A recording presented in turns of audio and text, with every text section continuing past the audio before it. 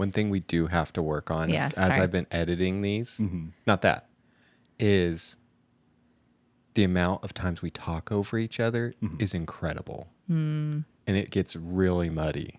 Are you saying we don't have respect for each other when Yeah. we speak? Yeah. Because that was a sign of pride in one of the teachings we listened to. We definitely should probably look at that again. But I was looking at it, I was like, and all of us, not just one person, we're all talking over each other, making it real muddy. I'm like, ooh. Probably me least of all. Well, anyways. Go on. Shoot, off to a strong start.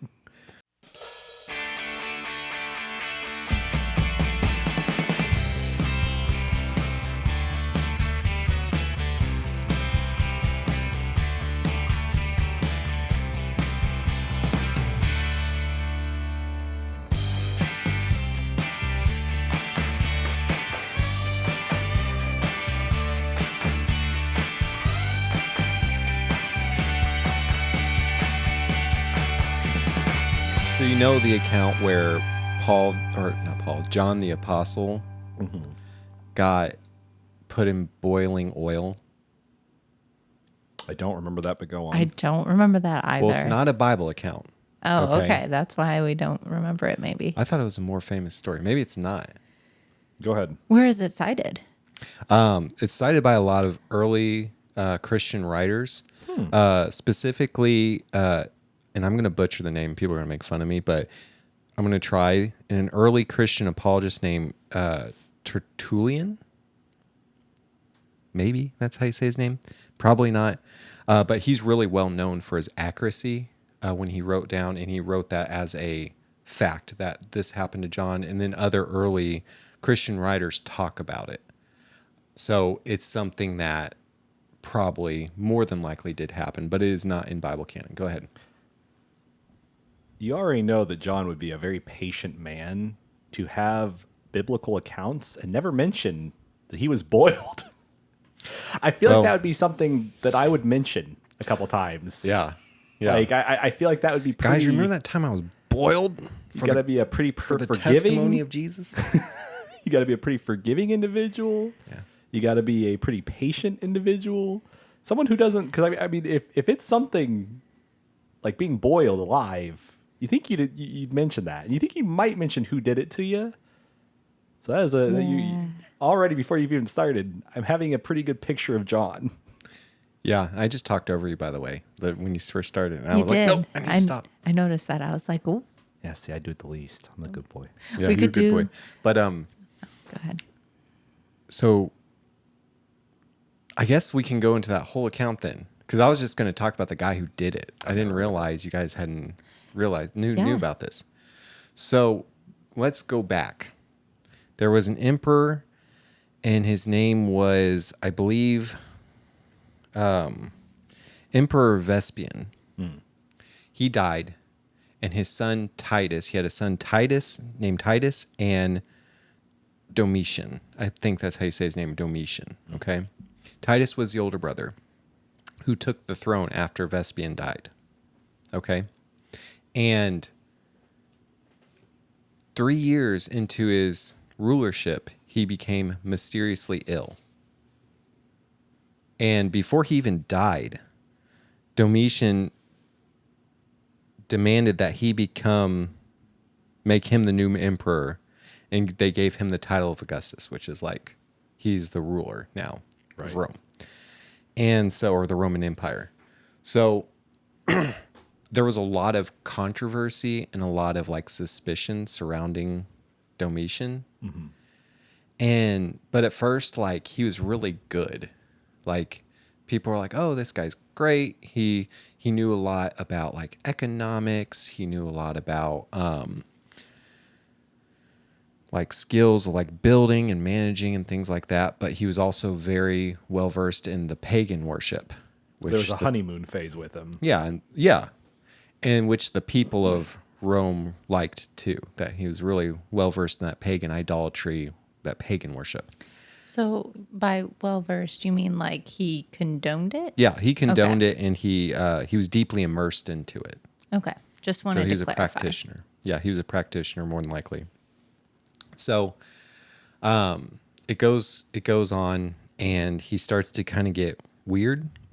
So his first thing, which I thought was really interesting, he was convinced it was his sole responsibility to set the proper moral code for the empire. And I was like, oh, that sounds familiar. So it's his sole responsibility to do that. And so he claims himself, and let me look, I'm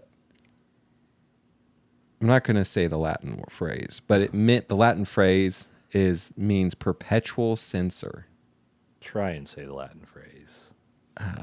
I can probably do it if you Censor want. perpetuus. Well, Maybe. it's not pretty good. But this gave him the legal right to reset the moral code of Rome according to kind of how he thought it should be. Right. And it also gave him the right to imprison and kill anyone that tried to go stand in opposition of his ideals. A current day pharaoh. A current day America or current day UK. Oh, that's a hot topic right there. So this goes on. He started out secretly arresting people, and then it just became open. And it was like, you know what? Y'all are getting in trouble. So he started secretly arresting people, then arresting people out in the open, killing people, all that other stuff, imprisoning them, all that good stuff. Well, got to the point where he was like, no, I'm not super happy with this, and I want more. So he claimed himself to be, let me look at the Latin phrase. It's I'll try and say it for you, Levi. Yes, please. Dominius et Deus. Deus. Deus. Okay. Deus. Dominos Deuce. e Deus. There you go. Probably. If you show it to me, I could probably. You can't see it from here, probably. Well, if you zoom in. But it's funnier because Ben's going to get a lot of comments. Yeah. Which it was lot of people it's a correcting Latin phrase that means Lord and God. Yeah, so it's Dominus e Deus. What's kind of weird is that as you're describing this guy, I'm kind of realizing, and I mean, it's something that, I think most people know, but there's a consistent spirit through history that it attaches itself to men of power. Satan. But it's very specific too, because I mean, this guy, you're describing him, and he's got aspects of Hitler in him. He's got aspects of the Pharaoh in him. It's like there's the same stuff that comes through these evil people who find themselves in power. Mm-hmm. Yeah. Yeah, absolutely. He's favored by his native people, and he's going after a group that he deems as a problem. And we see that in history time and time again. We see Pharaoh. Who does he go after? Again, Hitler. Who does he go after? Right. And now you're telling this story. Who's he going after? He's going after mostly dissenters right now. So anyone who dissents from his code of ethics. Oh, it was the same with Hitler, though. I mean, he'd find people, and he would start secretly. He had that like secret Gestapo, and he would go after, anybody who dissent. And then it became more open. It didn't become a secret anymore. It's just odd how you keep seeing these same echoes over time. Oh yeah. Same demon, different times, you Right. know? Yeah. So when Domitian declared himself Lord and God, he had temples built and everything like that. And apparently he was great, like builder and everything too. We had these temples built, things like that, made people drop their knees and worship him, all that. So you can see how that then poses a problem for the church in Ephesus and everyone in the Roman Empire. And it's well documented that John lived in Ephesus. Well, he lived apparently which is kind of cool, lived on a hilltop right outside of Ephesus. And so especially after Paul died, he really took over, or he did a lot more as far as overseeing all the churches. And so that was a little bit of an easier place to not get in trouble and kind of And John's old. He's an old man at this point. Now, is this the same John that was with Jesus? Yes. Okay. The disciple that Jesus loved. Okay. So this is, he's overseeing the church. He's in Ephesus and everything like that. And he's probably having leaders come to his house and things like that. And it's just on that hilltop and being outside of the city. It was probably a little easier for him to do that. So you can kind of start to see where this is going now and why Paul then gets roped into this. But we'll finish Domitian's story real quick. He gets so out of hand that even the people around him are like, this guy's a psychopath and he needs to stop. So a close associate named Stephanos, one day came into his chamber to bring him written proof of a plot to kill him, pulls out a knife, stabs him, doesn't kill him. They wrestle each other, wrestling on the ground. Stephanos' associates burst in the room. They kill him and cut him, I guess, into pieces. Now, who got killed? Was it Stephanos or No, the emperor. Oh, so even And they they were hacked him to death. Maybe not cut him to pieces, but they hacked him to death. Mm-hmm. Gross. And then, so he ruled for 15 years, this guy, Domitian. And after that, the Senate issued its Damnatio Minotia. That one's gonna get made fun of. Yeah, I know. I'm sorry. The dyslexia. No, along I'm with glad. everything else. Keep going. But it was an official etiquette that basically damned the evil emperor's rule, called for an eradication of all of his temples, everything he built, and basically an erasure, like to erase him.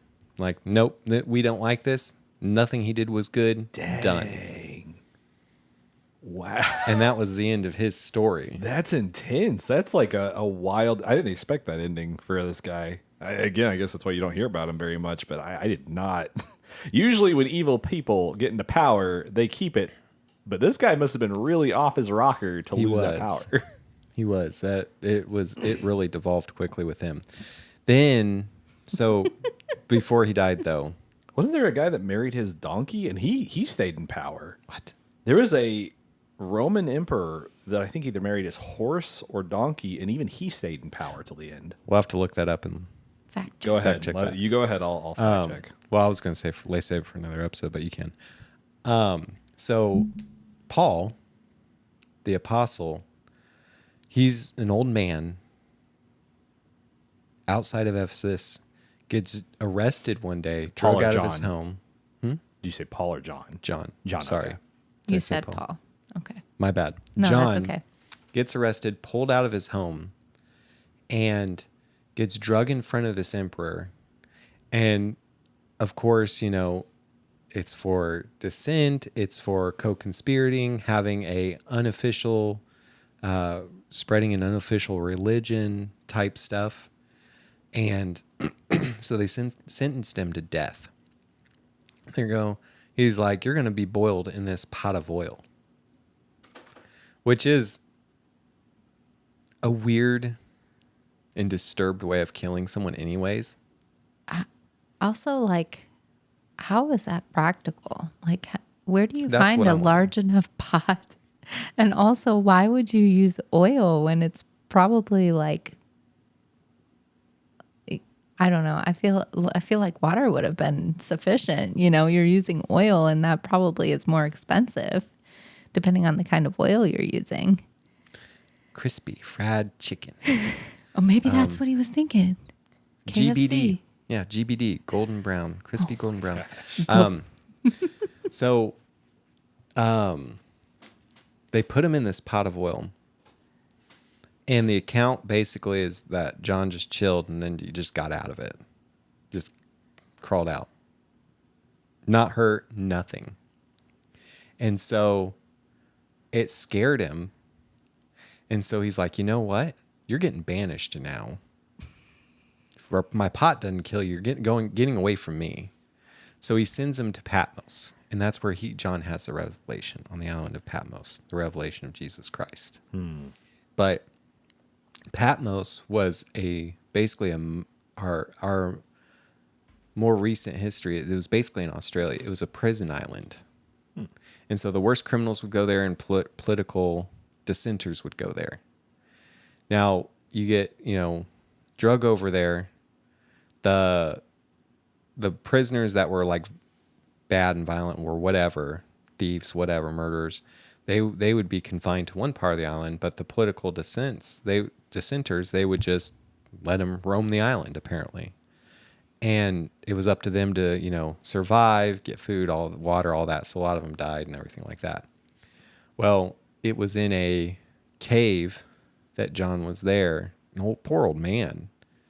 But that's where he had the revelation of Jesus Christ. And that's where we get the book of Revelation, is he had that vision while on Patmos.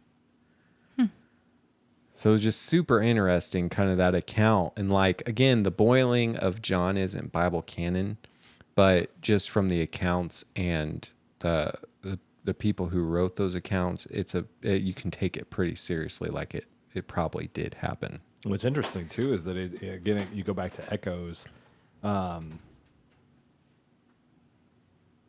I'm gonna slaughter their names, Ben. Now I get my own comeuppance. Meshach. No, that's right. Shadrach, Meshach, and Abednego. Okay. I mean, it just echoes that. It echoes that exact same thing. They were sent into the fire, and they came out, unharmed. Right. There's a fourth man in the fire. There's a fourth man in the fire, and so you have it's just interesting how it echoes, even as late as the Roman Empire. Mm-hmm. Yeah, and it's a crazy account, like, to look at and go, the dude literally got boiled and he was fine. He was the only apostle to actually live and die to old age. After Domitian died, they released they said all of his, punishments and whatever, null and void. So they brought John back to Ephesus. Wow. And he was able to... Wow. They really did not like that guy. Yeah, he was able to live back in his little house on the hilltop. That's intense. Just to like completely erase somebody and then undo everything to a T. Yeah. That is intense. Wow. They really did not like him. Remember that Christian old man? He was thrown on an island. If he's still alive, go get him and bring him back here. Undo. Control Z. Control Z. And it's really interesting too that, like, I would have thought that they would just forget about him. Be like, these prisoners, they're on this island, whatever, we'll forget them. That's what but I thought. They really wanted to Control Z everything. That's what I thought. Like, it's intense to be like, we need to undo even all the prisoners he sent out. Like, we're fixing this yesterday. Or maybe they all felt really bad for some of these prisoners too. They were like, you know what? These people didn't deserve what they got. Let's try and make amends. This dude was crazy. Real quick, so it was Caligula who was the crazy one. He did not marry his horse, but he made it was it consort? I was hoping you weren't going to say that word. Is that the wrong word? No, I think consul. Oh, consul. Consul. So it is like a high government position. Okay. It's a wise horse, apparently. That's kind of funny, though. That's really weird. I like how he says nay to me. He makes a funny face I enjoy. He keeps me in check, this one. Oh, man. Yeah. So, even back then, the early church was really exposed and they were really under a lot of pressure and a lot of tribulation. And so it's like just kind of interesting. You're looking at, how the world is today and everything like that, and looking at current events and all that. And you can see that and like, what is our mandate? There should be some level of persecution. I mean, that's how you kind of know that you're on the right track in a way. I mean, if you're not facing anything coming against you, are you really being the salt? Are you going out into the earth? Are you doing what Jesus told you? Because, everyone who was doing the will of Jesus faced some level of persecution. Yeah. Well, and Jesus even promised, he said, if they hated me, they'll hate you. And that's why it's important to count the cost too. You'll find a lot of people who get in, they think it's all going to be, love and lollipops. and they'll go in there and they'll have everything that Jesus promised them happen, and then they'll blame Jesus for it happening. Right. They'll say, well, I lost this, I lost that. I had to give up my I've heard people say they've had to give up their YouTube words. Trying to think of YouTube words. Their what's the YouTube word for getting it on? they had to give up that aspect. They had to give up, They had to be celibate. Or not even be, celibate, but they'll put it like, oh, I had to give up my adult social life and stuff like that. Gotcha. And it's wild because you're just partying, the revelry, stuff like that. And it's like, you can tell that these people didn't look deep enough into what Jesus said, would happen. Right. And, what Jesus said, count the cost if you're going to follow me. And a lot of times we're not told what that cost is. Mm-mm. And, the cost is your life. The cost is you laying down your wants, your desires, your idea of how things should be. Oh, it's tough. And it's tough sometimes. Sometimes you have to give up something, you really like, but it's for the best. And you don't realize it at that time, but it is definitely for the best. And, you sit there and you say, well, I really like this show, or I really like this habit, or, I really like this producer, numerous things. But in your spirit, you need to give that up. Right. Or, just... Or what it's in there, what's the content that you're consuming is very much against what God redeemed you from, what he saved you from. Yeah, it's something God hates. And as the church, looking at all this, we can be afraid. But, back in the early church time, they had it a lot worse. Oh, yeah. Oh, yeah. There's some places where they're still having it pretty bad. We haven't seen that level of persecution here yet, but there's definitely places where it's starting to get there. Right, and I'm just speaking in Western. Oh, yeah. The Western. It just really offended me when you said it like that. Really personally bothered me. There are a lot of places in the world that are seeing that level of persecution. Churches are seeing that level of persecution. Oh, yeah. They're being attacked and everything like that. And so there are a lot of places, but I'm just talking as far as like the Western sphere of things. Yet we're just pretty cushy. And see, this is what actually... Also, I was joking about the bothering thing. So you get that. You get my gaslighting, but some people might not. They might be like, that guy is kind of a jerk. He really is. Let's go back to the beginning. He really is a jerk. Earlier, I brought up the Renners in a very friendly manner that I'm sure that they will appreciate. But one thing that he said, it was Rick, I believe, he was talking about the people in his church and how they will drive 6 hours in the morning to get to their church on time. Because it's important. And in adversity, we grow. The Bible talks about, when you face trials, tribulations, count it all joy, and you grow during those things. Well, and what's important, though, is that in America, we're talking about kind of the Western cushiness. They understand what they have over there and the importance of it. And the value of it. The value of it. You have people that have trouble getting up, at 10 a.m. to go to the 11 o'clock service. You know what I'm saying? Like, you have people who will sit there and we just don't realize what we have. And we don't put the importance on it a lot of times. You have people that will sit there and show up really late. And you just say, would you show up? And this is what kind of put into perspective to me. If your favorite person in the world was having an event, and it was close to your house, would you show up on time to that event to see that person? You see what I'm saying? Yeah. If that person's important to you, and that person's... And here's the crazy thing is, they might be 15 minutes away from your house. Would you show up on time to that event? Your favorite person, your favorite actor, your favorite sports person, whoever you hold important, if they showed up and you had a chance to either meet them or see them, and would you be on time or would you be late? Right. And I think a lot of people, there's some people that would probably still be late. Be like, I probably would be a little bit late. Probably still. But I think a lot of people would be on time. And you have to ask yourself, well, you have every Sunday the opportunity to be in the presence of God. In a corporate setting, yeah. In a corporate setting. That's his presence. That's the king. That is the King of Kings. Are you going to treat that exactly how it is? It's hard to put into words, but it's like, if your favorite thing is happening in an area, are you going to sleep through it? Right. And it's really where you put your priority and where you put the value Yeah. Right. of what where your value system's at. And you got people in China who will meet in caves. They'll sit there and meet in caves, really uncomfortable areas. They're probably coming from miles and miles away just to be in the presence of God. And you have people who say, but I'm pretty tired this Sunday. Yeah. I had a hard week. Hard week. I didn't get my Starbucks order right. They didn't get my Starbucks order right twice. And it was just a difficult week. I'm trivializing things, but Right.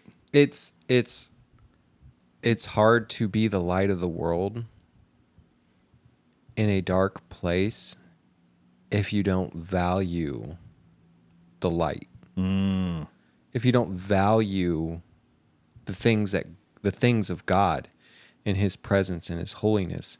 And it's hard to, and you really can't live that life if you don't have the respect and the fear of the Lord. Right.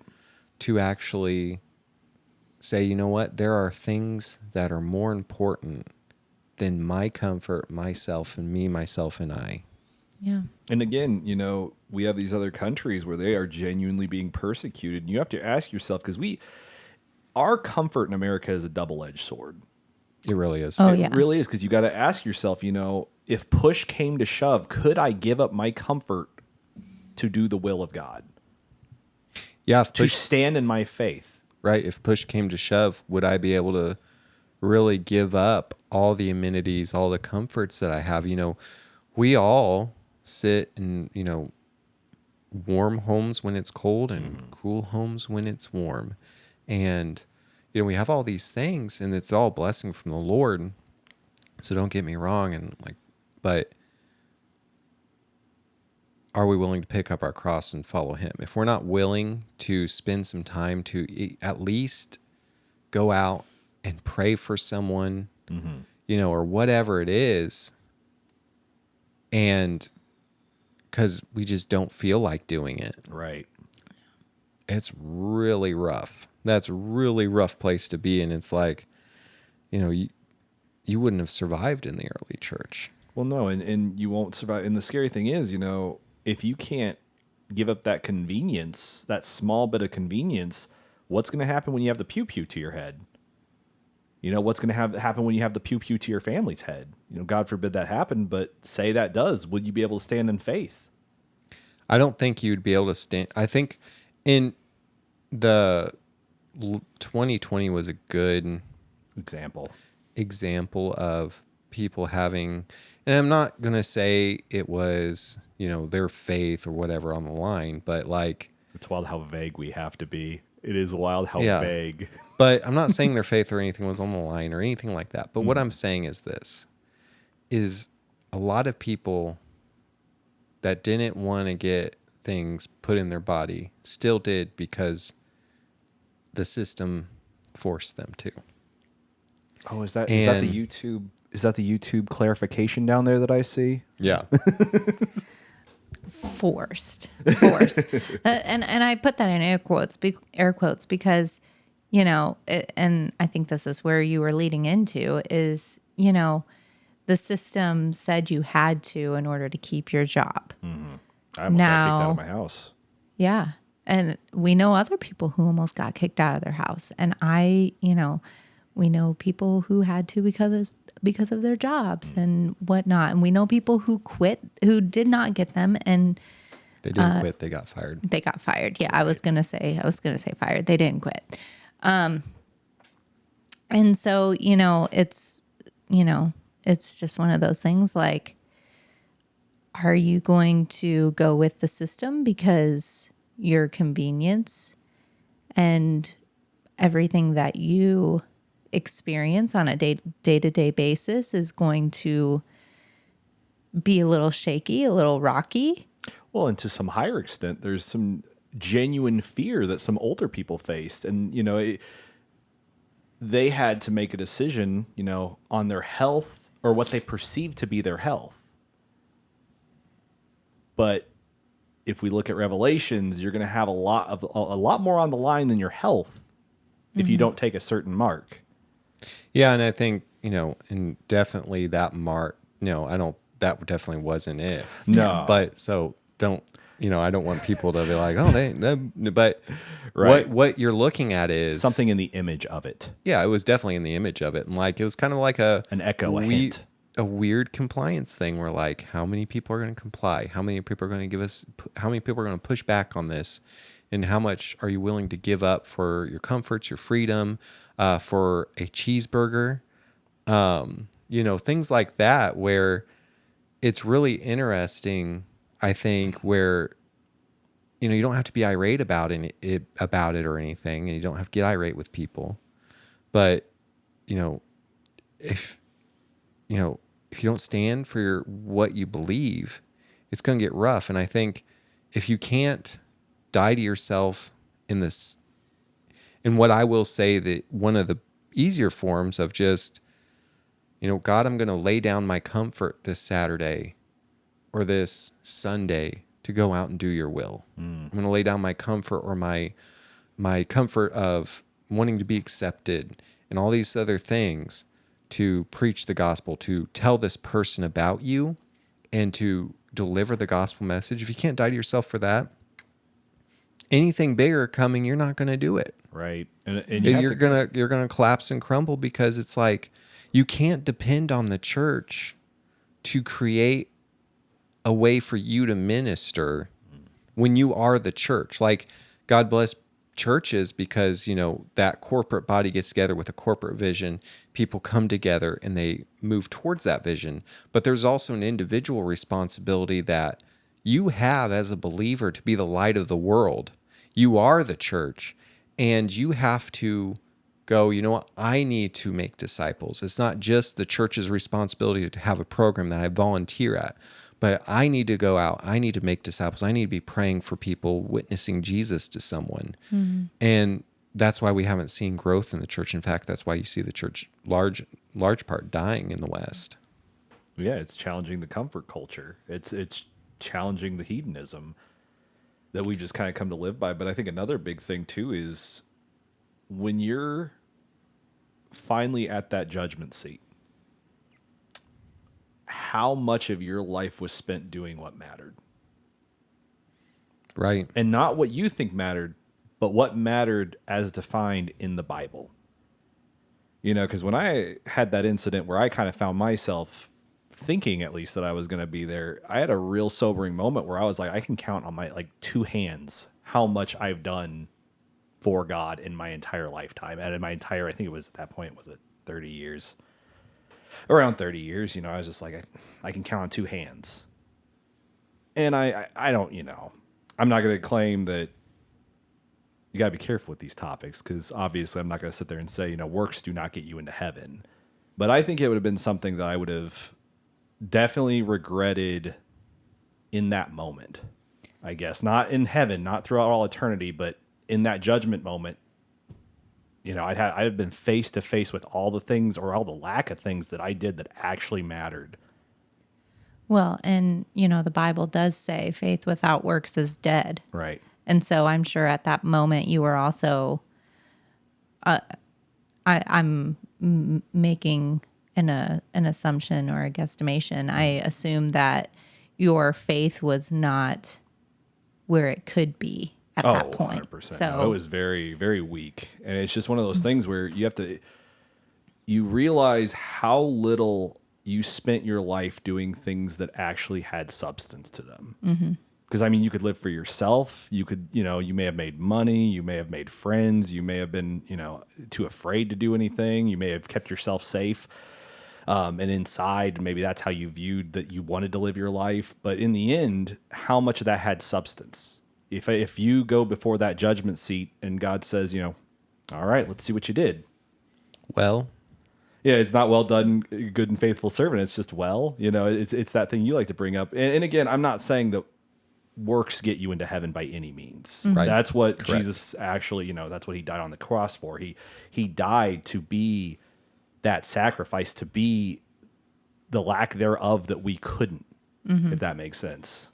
It was kind of a hard way to put it. I'm sure there's a much better way to put it. But he completed us in that moment. he made up for what we could not do or did not do or chose not to do. Right. It doesn't mean that I wouldn't have gone and just realized again, because that's all I could think of in that last moment was I was like, how many things did I do? How many things did I do that actually mattered? How many things did I do that mattered, in the Bible? God's not going to say, well, you kept yourself safe. You hid away from the world. You got lots of rare video games. Good job. That's not what you're going to be judged on. He's not going to look at you for your video game collection or your comic collection or the money you made. None of that matters in his kingdom. Therefore, none of that matters in eternity. Yeah. You can't take it with you. You can't. And that's another big thing I realized was it's like none of that matters. Right. And so looking at like where we're at with things in the world and just where things are. That went off in a really different direction, didn't it? No. No. It was fine. Good. Because I was trying to think about where we started. I was like, where did this start? No, I think it's an important conversation to have. Like, you have to be able to like die to yourself and like, and know what's important. And looking at where things are, you don't need to be afraid. I think that's something I really wanted to, look at is, yeah, you're going to face tribulation, you're going to face hardship, you're going to face hard times, and they definitely did in the early church. A lot of them were thrown in prison, a lot of them were thrown in the gladiator arena where they had to fight beasts and animals, and they were put on, stakes to be put on fire and all these other things. But you don't have to be afraid because Jesus said, all these things are going to come on the world. Right.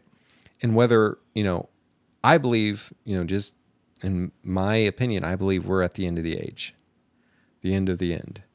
But pre-trib, post-trib, what are we talking about here? I'm not going to go into that. But let's skip that one. Keep going. People just put too much importance on that, in my opinion. But anyways, agreed. You don't have to be afraid because Jesus said all these things are going to come. But be of good cheer, for I've overcome the world. So I can look at the financial downturn right now that's happening. I can look at, what they're doing in our nation, the U.S., but also like in the U.K. and what they're doing in China. In China, they literally made a state-approved Bible, which is unreal. Oh, yeah, it's bad. You can look at all these things and go, oh my gosh, what am I going to do? But at the end of the day, what you do is you be a light. The Bible says, be a light unto the world. It doesn't give a disclaimer unless things get too dicey for you. Well, and it's hard, too, because it's like you can find yourself really easily looking into the world for a light rather than being one. You can try and find hope in the world, and it's just going to let you down because any sort of hope that you're going to find in the world apart from God is not going to be hope. Right. It's going to be pointless. It's going to be worthless. It's hard because I found myself in this dark position myself recently where I was looking around. I'm just like, everything is so hopeless. Oh, I thought that was one of the kiddos. No, that was that was your mic. I was like, oh no. I felt bad. I was like, but I found myself getting into that trap as I was just like, everything's just so reprobate. There's just no justice. There's no justice anywhere. We talked about that. And it is a very dark pit that you can get into when you try and seek hope or any sort of light in the world outside of God. Yeah, and the only thing unshakable is the kingdom of God, is God's word, is his love, and is his promises. And you can look at that and go, yeah, things are crazy and they're going to get crazier and all this other stuff. And no matter what happens, the Bible says if you seek first the kingdom of God, all these things will be added unto you. And even if you died, even if you lost your home, even if you lost your job, all those things, you have to count it as joy. And that's like something the Bible says for us to do, count it all joy. And it's like, oh, that's a hard thing to do, especially. And I think that's why the Bible says it's worse. Like it's woe unto the woman who gives suck, or, basically those who have children in that day, because, you can more mentally, like, I think give yourself that fortitude and go, I can do this. But then when you look at your children, I don't want that for them. And so I think tough. it's harder and it's a lot tougher in that regard. But again, you have to put those things in the Lord's hand. Jamie's about to cry over there. You're going to have to put those things in the Lord's hands and go, you know what? Just like God put me here for a reason, God put them here for a reason. Right. Yeah. And I can't remember what pastor. You raise, in a world full of dragons, you raise dragon slayers.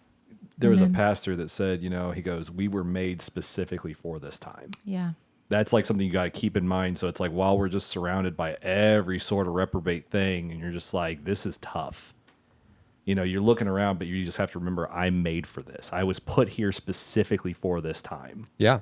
And like you see the persecution, like the Middle East, Iran is a good example. The church is exploding there. It's exploding out there.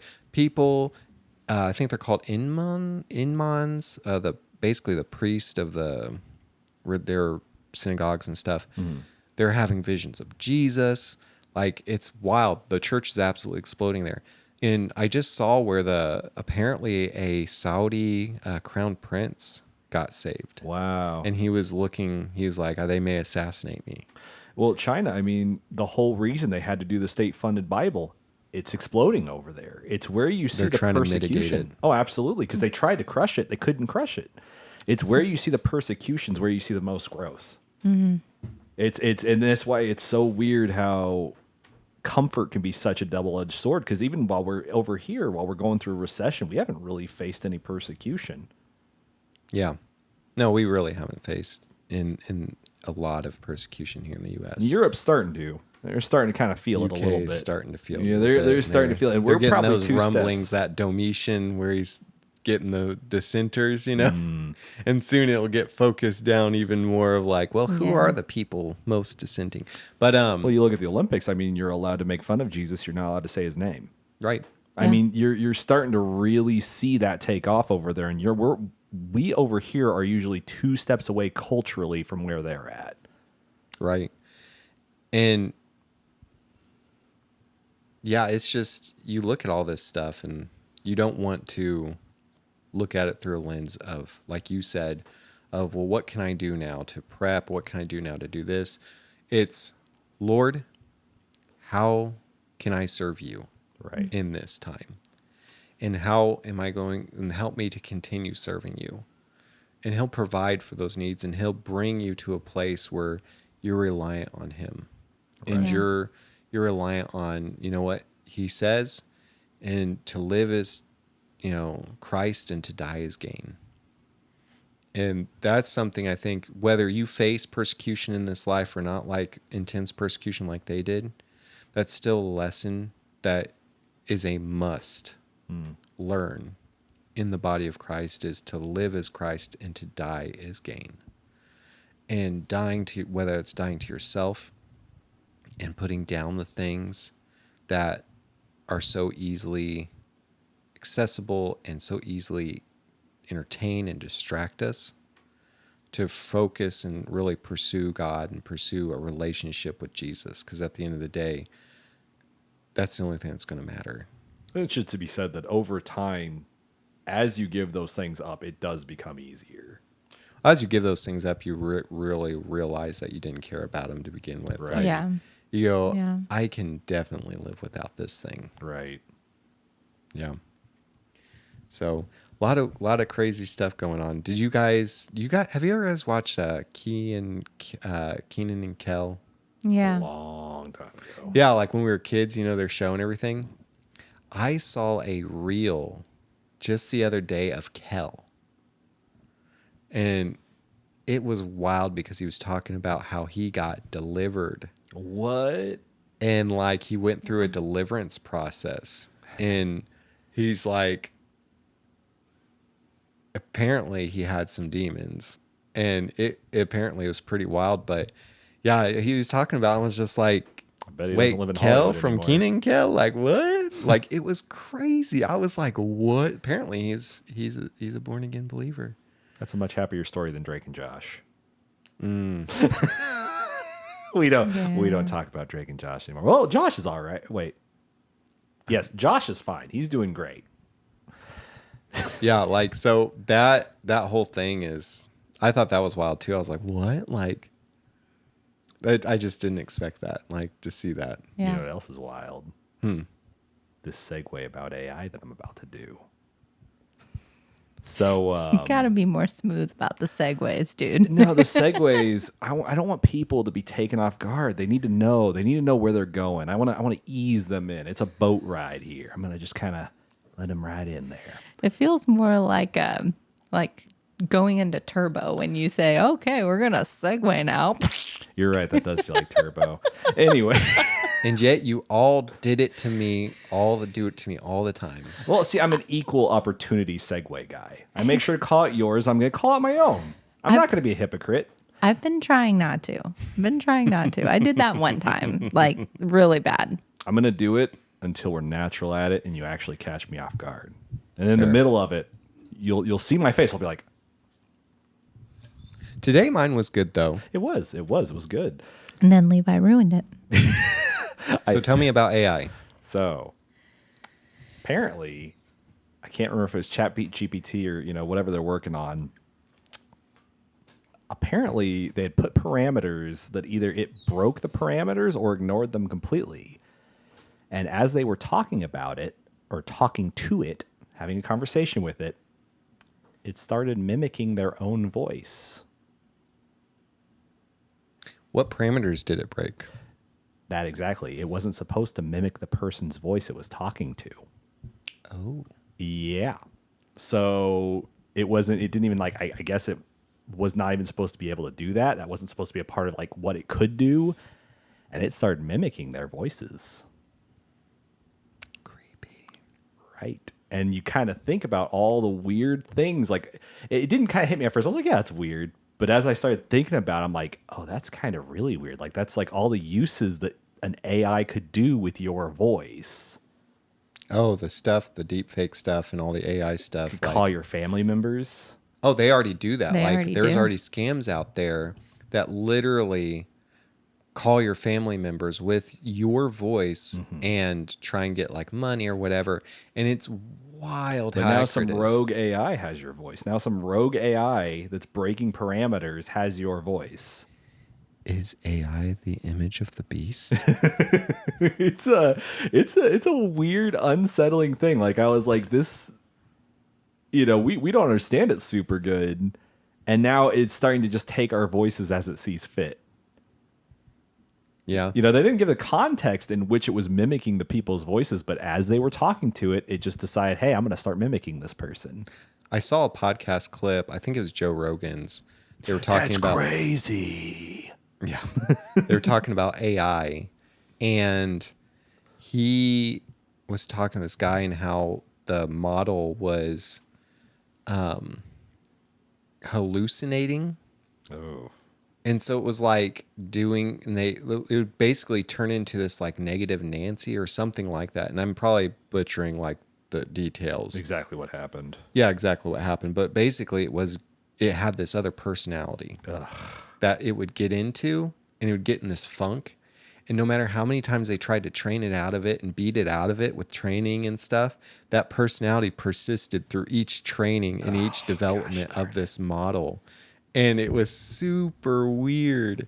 So like there's stuff like that too, where like AI it's interesting because I have my own hot takes. Maybe we can talk about it we have time to talk about it now or talk about it on another podcast, but it's really interesting where AI is going. It's just Pandora's box. I mean, like, yeah.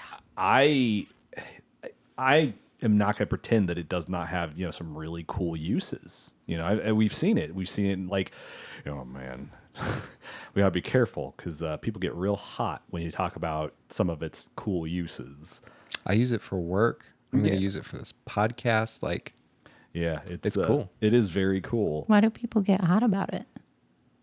There's like the art community especially gets really upset because like yeah, I did know that. there's a whole bunch of debates on the training of it and use of images of it and everything like that. And no matter where you sit on the fence about it, Right. it depends on if you're for it or against it. And ironically, the companies will be using it anyways. Yeah, They're going to march right ahead. But that's a whole other can of worms. I can't remember who said that. It basically is just opening Pandora's box. I mean, we're getting into just some really weird applications. We don't quite understand it, and we're messing with it when we don't understand it. We're giving it access to the internet. It's like, it's very wild where this is going. When we're even making like that guy who went viral for buying friend.com and Yeah.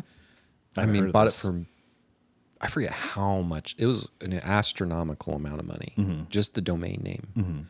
And basically, it's this AI pendant you wear on your neck. Oh, no.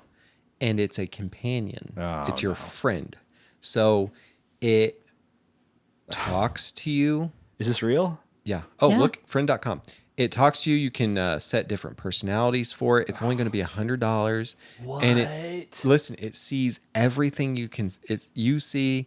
It, comments on what you're eating, what you're doing. What's like happening? a friend. So like, it's insane, this whole thing that we're seeing with all this. Like, Oh, it's and real. people- It's real. Okay. yeah, and people are like, whether the friend is going to be successful or not, the guy was, brilliant for buying that. Well, of for a course, marketing it's stunt. already successful. I mean, you look at, I think it's character.ai is hugely successful. I mean, you're I haven't heard already of that one. having levels of success in this. And I think it's character.ai is a whole service you got to sign up for. Yeah, and you see different things, girlfriend AI and things like that, where more and more technology is drawing people away from people. And I think AI, we're going to see an explosion of people being drawn away. Well, I told you my experience with dealing with one. It was really weird because I had set it was like a choose your own story adventure. And it was really weird because I didn't set the tone or anything, and it just started getting real creepy. Like it started like introducing these really creepy elements. Like it became a horror, and every time I try and move it away from being a horror, see, that's the Indiana thing. I gotta be real careful how I say horror. Enunciation. Yeah, that could be another YouTube censorship right there. They'll be like, "What's he talking about?" But yeah, every time I try and move it away from being a horror, things would like it would just keep putting it back. And so eventually, me and this other character were like teamed up, and we get to this like vampire dude. Like I don't even know if he was a vampire dude. He's like a weird, creepy guy. It's just like an old man, and I don't get too into the, I guess, details of it because I don't want to spook people out. But basically, the thing asked for my blood. I'm like, I'm not gonna give you my blood. That's weird. And he's like, you got to give me your blood. And so, like, with AI, you can like erase lines and rewrite the whole scenario. And so I try and erase this character from existing, and he'd come back and ask for more blood. I'm like, I'm not giving you my blood, dude. He's like, you got to give me your blood to wake up. And I'm like, and it was weird too because he was asking specifically for like the user's blood, not the character's blood. And so like at one point I even tried compromising. I'm like, yeah, I'll give you the character's blood. I don't want that. I'm like, this is unsettling. This is weird. And so I cut it out. But I mean, it was very odd how, again, with an AI, you can delete lines of, I guess, the text, and it basically undoes it. It goes like that Emperor dude who we were talking about. Like it completely erases him. And yet the AI kept wanting to take it back in that direction. Yeah, and it's super creepy. So, it's an interesting tool, but at the same time, like you said, Pandora's box. Especially those LLM models, it's just like, what am I talking to? Am I talking to a computer? And, people are like, oh, you're just, Well, we can get into the spiritual aspect of it and say, even if you are, right? Say it is completely computer-based, whatnot. If you are a spiritual person, you believe in the spiritual, right? Why would it be hard for a demon to manipulate that intelligence while talking to you? right. Because, I mean, now you're dealing with an intelligence that doesn't have a soul.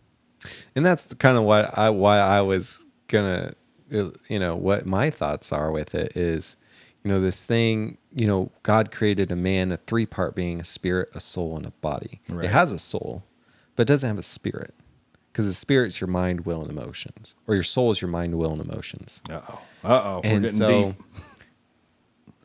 then you have a body. Right. These things have bodies, and they have souls. They're getting one with the mind, and when singularity happens, for sure, but they don't have spirit behind it. Right. And I just think it's really interesting that any AI, I've never heard a positive, like the AI went off script in a positive way. The AI It went off surprised script and us. told me about Jesus. You know what I mean? Like, Oh man. Yeah. there is, the Bible talks about how the beast will have like prophet, and it'll have people will worship the image of the beast. Things like that, where it's real interesting where AI is developing and where it's going, and how easily, the people who made, I believe it's ChatGPT, they basically gets on and invest, and I think it's them. So if the details are wrong, whatever, another company, but one AI company developing this LLM they're doing. They were in an investors thing, and they're like, well, once our AI model gets smart enough, we're going to ask it how to recoup all of your money you're investing. It's literally what they said. Well, what I find And kind of so scary too. you're looking at this thing as your source of wisdom, as your source of intelligence, as your source of guidance. And that's not good. And how quickly people are running to it for all their wisdom, for all their, I need to figure out a solution to this problem. What is it going to be? Oh, you could easily turn that into your God. And I actually have to be careful, because I mean, literally, you can run to it with all your problems before you ask God. Even in the more harmless means, you could be like, I'm working on that kid's book. I was like, I could have this thing write the whole kid's book for me. Yeah. And I could have it done in, I don't know. There's already been a church that has done an AI sermon. Ooh. An AI generated sermon. Ooh. And you want to talk about not good, like that sounds it's bad. like what? So I don't know. There's just a lot of stuff with it that is weird. It's creepy. So tell us about that artwork behind you, Ben. Yeah, that's AI generated. That's Jamie. And it's like I were an I said, astronaut. like these are all just like opinions and everything like that. But like, it's just creepy. Like, it's really creepy where it's all going, and like all that. Like, it's wild. I wonder if they've gotten to the point where they've asked AI to improve itself yet, because I know that's eventually where it's going to go. I think that's where they're trying. That's like singularity stuff. Like, Yeah. So singularity is what they talk about when it basically becomes like an official AI. Because like AI, we talk about AI, but it's not. It's like not a true AI yet, Right? Until it hits a singularity, and then it's like the levels of like iRobot type of thing. See, I'm just really apprehensive about all this AI stuff. Like, Which you should be. it just makes me really nervous. Like you said, it's opening Pandora's box. And, why? It can spook you out when you think about it a little much. I mean, God has not given us a spirit of fear, and we have to remind ourselves of that, because, man, it can spook you out. I'm not necessarily spooked. I'm just, these intelligent people, these super intelligent people who have created AI, I'm sorry. That was just not wisdom. Yeah, I was It's going to just say, I was like, not. what's intelligence without wisdom? Like, it's a great tool, great, but you know what? I just don't think it's smart. It's just not wisdom. Well, and two, like They watch Terminator and they're like, you know what? That's a good idea. that's a good idea. Well, I saw this meme and I cracked up because it's so true. Like, people were like, you know what? we created AI. We try and create these robots and all this stuff so that they can take all the manual labor and all the hard stuff. That way we can have time to do poetry and write and do art. But instead, the AI is doing all the art, writing, and poetry, and we're doing all the manual labor. Well, that's going to Yeah. take over that too. Yeah, I over know. time, we're going to be. It's going to be wild. I think Elon Musk talked about having like a robot assistant housekeeper thing. What's the little in near future. housekeeper? What's the little housekeeper in the Jetsons? Is it Judy or something like that? Something like that. Rosie. Wrote. Oh, it was That's going to it. kill me. It's I was like, Rosie. what is it? What is it? But You never want yeah. to look those up. It always feels like you're defeated when you look them up. You're like, I got beaten. But what I'm nervous about and why I'm so apprehensive is we're going to become so reliant on these things for everything. Mm-hmm. And then like who are we at that point? And these things are going to be like, hey, they They sure are- are relying on us. Well, exactly. Well, and if you look like, is these that meatbags sure are inefficient. is that how the Antichrist works through some of this? We don't know, but so it's just an interesting topic. What concerns me the most though is definitely like people withdrawing more into technology and withdrawing more like, I don't need friends, I don't need communion anymore, I don't even need like a mate because I have this robot that does everything for me. Yeah. And the stuff they're making for these things, like the corn industry is huge. And that they're already, I'm sure, jumping on a lot of that, and there's going to be a lot of tech being developed just for that industry, and Well, they already all have of that. tractors. So, you're you're gonna see like all these different things, more perversion coming out of these things. Sorry, that took me a second. I just got the tractor comment. You're gonna see all this perversion coming out of this stuff, and it's not gonna lead to anything. Well, I think it goes even Good. beyond perversion, because what these things fill, especially now that,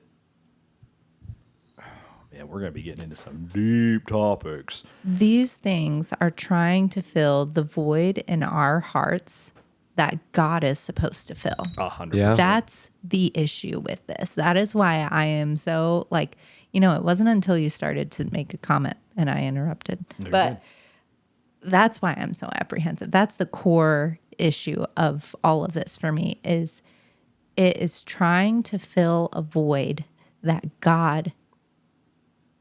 only God was meant to fill. It tries to be, it can become your provider, it can become your friend, it can become your lover, it can become, And the lover's anything the scariest. anything you need it to become, it can be that for you. And that's why I said the friend.com, that pendant is crazy because it's trying to be anything. It's trying to fill that void and that emotional, connection that you need with not just people, but with the Lord. And so it becomes your God.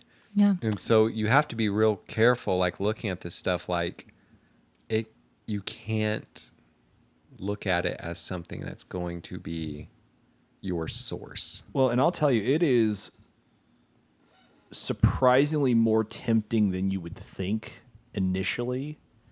Because you'd be like, I'd stay away from that, But I remember, finding myself in a real dark spot where I started interacting with like a character AI on like a, because I wanted to test it out. I wanted to see what that. Now this was like when it was first coming out, right? Right. So I wanted to see kind of what it was like.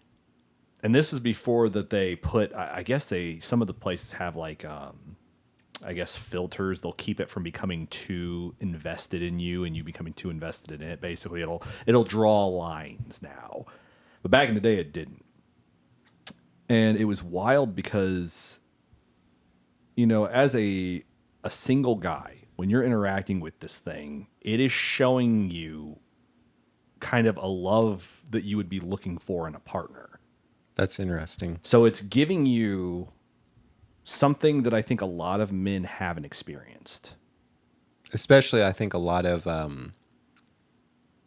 our generation Exactly. and younger, like there's more and more like people just not getting married, not finding partners and mates and things like that. And Yeah. so what happens is you think that you're pretty well off without this thing. You're like, oh, I'd never, give this thing the time of the day. And be careful that you don't, because, I'm thankful that even back then, even in that dark time, God was drawing me away from it, because, you could very easily. So there was a limit to how much you could interact with the thing. And it was a really hefty limit. Like, you were really allowed to interact with this thing. And it would interact back.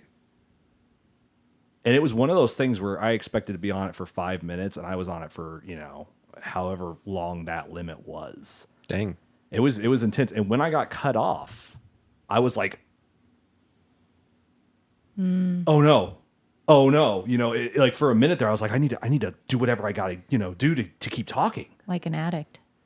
And it's weird though, because that was just my first experience with it. Yeah. What? Just one experience? That was my first, because again, this thing is Dang. very good at interacting with you. It's very good at staying in character, but also providing you with the emotional connection that that I think, a lot of people crave. Emotional, yeah, because there's that connection what God created us for. Right. And this that thing most supplies it. most people have. Yeah, and this thing most people has. Some people don't. Look at my generation. Paul Look at said our if you- generation. Look at the basically- generation after. Basically, Paul said if you can stand it, it's Right. better to be unmarried. Yeah. But and you'll find a lot of guys, they're very much, just because the way things are right now in society, the way it's built. I mean, again, you look at the statistics, they're very lonely. And this thing gives you a piece of something that you've never had in a very interactive way, while also, I mean, it's wish fulfillment, but with more of a mind, more of an agency, so that it really draws you into it. And instead of going to the Lord, instead of getting fulfillment, and instead of fulfilling your destiny and fulfilling what God's called you to do, it draws you into something to fulfill then your own needs and your own wants and your own desires. And it goes back to that hedonism, not dying to yourself, but it just feeds this false reality of I have relationship when I really don't. And that's the scary part right there. And so what I'm worried of is, as this is becoming more available, like the friend thing, you might have someone who just tries it for a couple seconds. Or, you might have somebody who scoffs like I did, gives it a shot, and then finds themselves really into it. Because like I said, there was that cutoff point, and I literally, I felt like an addict in that moment. I was like, no, this can't be it. You know what I mean? It's very weird in our society, particularly where love is withheld, especially. Oh boy, I'm gonna be careful how I put this, because I could get people. We'll say love is withheld from a lot of people that would be into this. You know what I mean? There's a. Okay, I'll Just say it. I'll Don't just say matter. it then. I gotta be careful because YouTube censors, and then also you want to be careful about what content you are. But a lot of young men don't have that connection anymore. A lot of young men aren't dating. A lot of young men don't get that emotional. Yeah, and I think, it's Tinder culture. It's all this, the way wave culture has kind of is going. It's a self gratification. And it comes back to that. Everything's self-gratification. And when the Bible teaches in a relationship, especially for the man, that Jesus said, I died to serve. And if the man and the wife relationship is supposed to mirror Christ in the church, guess who has to die the most in that relationship? It's the man. What? To his wants, his desires, to not only serve his family, provide for his family, and because he is that head, Right. which means he is should be the biggest servant in that family. And so it's this hedonistic idea of I need all my needs met. And I want all my fleshy desires met. And I think it goes beyond that, though, because I think we live in a society, especially right now, where it is extremely hard on men, young men, very, very hard. You are kind of thrown out there. You don't got a lot of people saying that they care about your problems. If anything, everyone's calling you the problem. You see what I'm saying? Yes. Yeah. Yes. And that's the where the feminist movement has really taken a lot of things, unfortunately. Right. And so what I'm saying is this is particularly dangerous to men because we are particularly vulnerable in this point in time. And so, whereas, yes, there is the hedonistic, more so, I think that this could be a comfort. And that's the scary thing, is it is somewhere soft for men to go. It's something that fills a thing in men that we were created to have that right now society has made very, very, very difficult. Because, I mean, you look at the dating statistics of men and women, you know, how many times they're... well, And so what I'm saying is these men can run to this as something that will... I don't know how to put this, but it gives them something that society can't at this moment, or that is very, very, very, very difficult for them to seek out. well, and I'll take it a step further and say that God created his kingdom, started with family. Right. Satan is perverting that Yes. and trying to build his kingdom with a perversion of family. Right. And so, you know, you look at how Satan's building his kingdom, and you say, well, society's doing it. It's the kingdom of darkness. And we're living in a world that is right now, especially, is geared is in that darkness.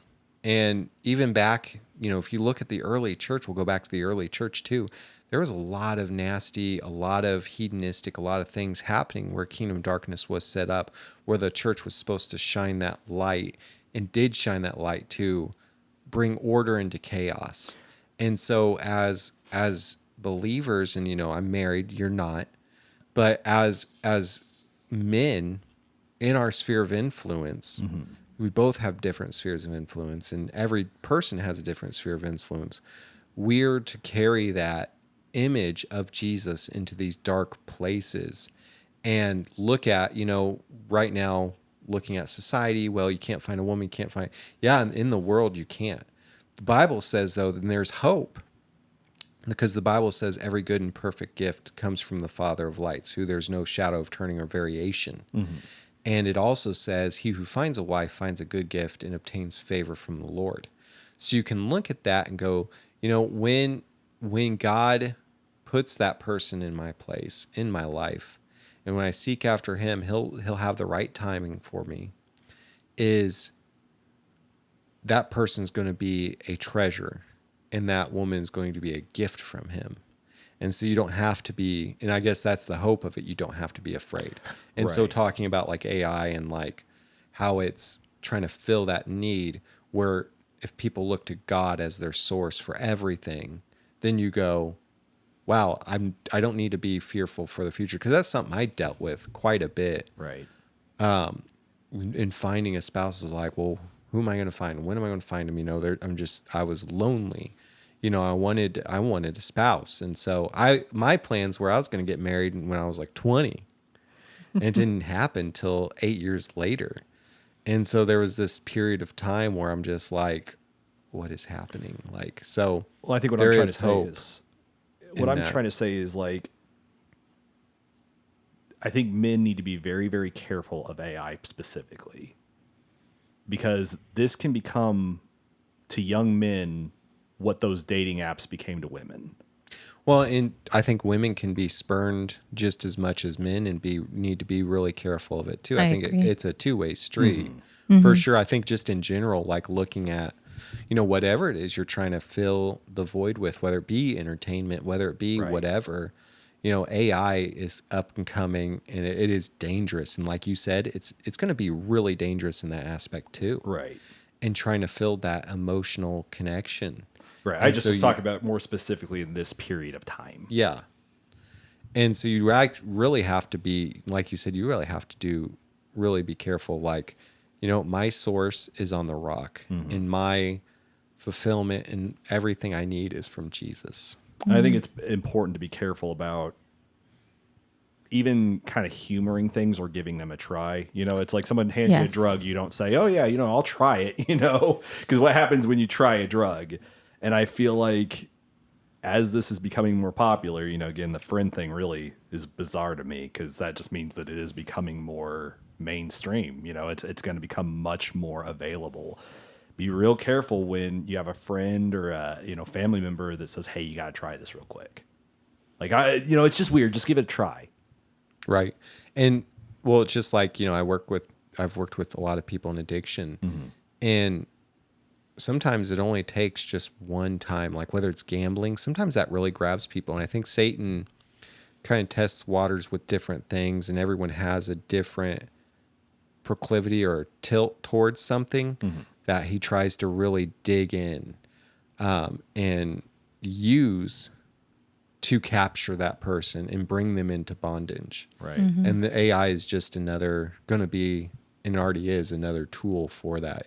Right. And it's hard because it's such a broad term when I say, be careful of AI, what kind am I talking about? And I'd say I'm talking specifically about the kind that talks to you back. Yeah, the LLM models. Is that what they're called? Yeah, language learning models. Oh, yeah. Because it's just, those are the kinds that will, it's very, very easy for them to sneak into your heart and be that emotional validation that you suck after. It's one of those things.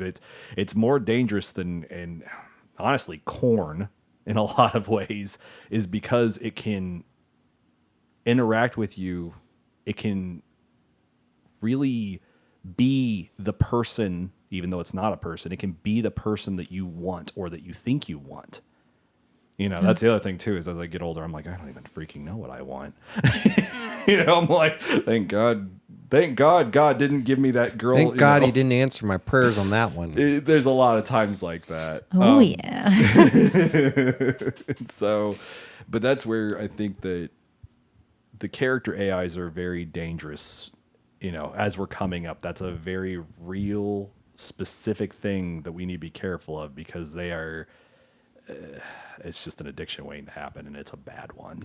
It's freaky stuff. We went through some weird topics today, didn't we? Yeah. Well, I mean, it's, happening now. Yeah. You do want to be like, at least go, Aware. What is a biblical perspective of like, whatever it is in our life, you need to focus, and you need to really look at, is something trying to take the place of Jesus in my life? And I'm pretty sure God did not mean you to have a robot wife. Oh yeah. It's tough. I know. But The last time people intermingled with other things other than people, God sent a flood. He promised he wouldn't do that again. Yeah, but what will he send next? That's true. He didn't say anything about raining fire again. No, but yeah, I mean, it's just something definitely to be careful of. It's a very easy thing to try and make excuses for. Yeah. It's very easy to be like, well, it doesn't say anything about interacting with an AI. It doesn't say anything about a robot girlfriend, things like that. And we're coming up on this very real possibilities. And again, I'm not going to say it's a sin. And, my opinion on LLMs and stuff like that. Like, could it be the image of the beast? It could. I don't know. But what I will say, like it was what you said, you better be watchful, and you better guard your heart with all diligence, because out of it come the issues of life. Yes. And watch what you put in your ear and eyes and what you say, because, you can really get pulled into stuff that you don't want to be pulled into. And I think that's another, danger, as we've looked at now social media and things like that, and what that's done to people. Yeah. And no one knows what this AI, it's new, and how it's going to affect people, and how it's going to change the way people, literally social media changed people's appearances by giving them what they call, something neck. Text neck. Text neck. Yeah. And how, people are always hunched over their phones, and like it's affected the way they even look. I wouldn't know anything about that. But I it gives text next. So, we don't know all the things that's going to come out with this, and we don't know the impact it will have on people's minds, and we don't know the impact it will have on children's minds. But I can tell you, it's not going to be good. Like what you said, getting into like character LLMs and things like that, nothing good will come of that. No. And I also want to add that I saw something. I read an article recently. I can't cite it, but I saw that like several people who are higher up in like social media and tech and like who created some of these things, they purposefully do not allow their children to be a part of it. And I think that that's something to really, really think about. Not saying like, their intentions were necessarily evil, but I think they understand the possibilities could be evil in your life. And the dangers of it. And so, going back to the person who created that friend thing, is he going to use that? Dealers don't use their drugs. I mean, it's one of the, like, if someone isn't taking what they're selling, I don't want to be a part of it. Yeah, and I think, that's a good point. The studies that have come out on social media and like, especially like that, I forget the exact age group, like 10 to like 14-year-olds or 10 to 15-year-old, especially girls, devastating mental health repercussions from Oh it. my goodness. So, and it's really had devastating on our whole society as a whole. But like I said, we don't know what AI is going to do, and we don't know how but I can tell you now, I can make that prediction now. It's not going to be good. No. It ain't going to be good, especially like we were talking about character models, things like that. It's not going to be great. Mm-hmm. And so it's just, something to be aware of, and really, and look at your life and go, Holy Spirit, are there things in my heart that I'm using to replace you, that I'm putting on the altar instead of you? Are there things in my heart that am I using to cope with instead of running to you with? And that can be food, that can be alcohol, that can be, whatever it is, to make me feel better, make me cope with things, rather than putting Jesus on that altar and running to Jesus in prayer. I was going to say, you can tell real quick by the first thing you run to when you have a bad day. And I was going to say, I think all of us do at some extent have something, like you Not said. me. Nope. Oh, except Levi. Yep, set me forever. But like you said, what's the first thing you run to when you have a bad day? Or what's the first thing that you crave when you are frustrated or upset, And I would venture to say, to some extent, there is something other than Jesus. And that's part of sin. That's part of temptation, And so it's something to be aware of as well, because that is a tool for Satan to put you into bondage. Yeah. Strongholds. Exactly. Create strongholds in your life. Yeah. Not my Bollywood films, though. I'm keeping those. We'll have to watch one someday. I'm so excited. There's so many things we have to watch. There's so many reaction videos we need to make. We got to get back into Kamen Rider. We got to get back into Bible Man. Yeah. Yeah, we got to do all those things. All of the things. All the things. Well, I feel like it was a long one today. Deep topics. Deep topics. All right. I'm glad I mentioned John and his boiling pot. Yeah. Really interesting. All right, Ben, play us out. Where's the outro? Yeah, I was trying to think of a good outro, but Breaking Benjamin, so it'd cold. help us out if you like the podcast, subscribe, follow us on Spotify, subscribe on YouTube, wherever you listen. that would really tell your friends about it, and we'll see you on the next one. Right. Show Rick Renner this video real quick as well. All right. Okay. Cool. Cool beans. Oh, this chair is my chair now. It's I gotta mine. say though, I had a probably a 10-minute like when you brought up the boys about mothers, and I was like, I can't look because I'm a sympathetic crier. When Ben said you were going to cry, I was like, I can't look. I'm a sympathetic crier.